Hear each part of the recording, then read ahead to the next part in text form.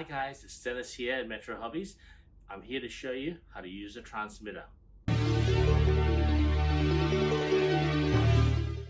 Okay guys, so when we drive an RC car, the first thing we do is turn on the transmitter. So we turn on the brains and then we turn on the car.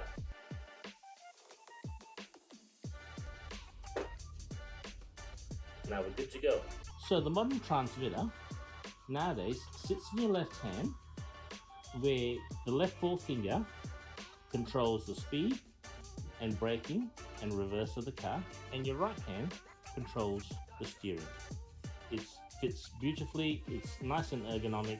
You can follow your car around and pivot on your feet to watch your car as you drive. It's the way of the modern transmitter. So we've got the accelerate, so we're going to squeeze the trigger to accelerate and then push away to brake. Now to reverse the car, we do it one more time and the car reverses.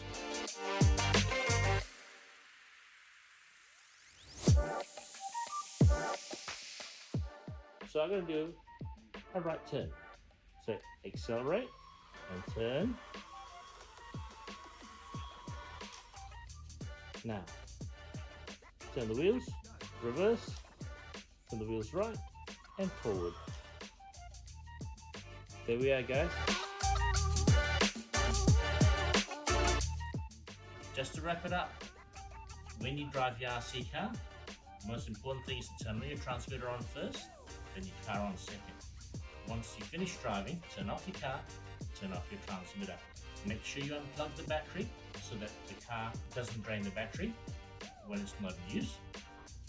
Happy safe driving, enjoy.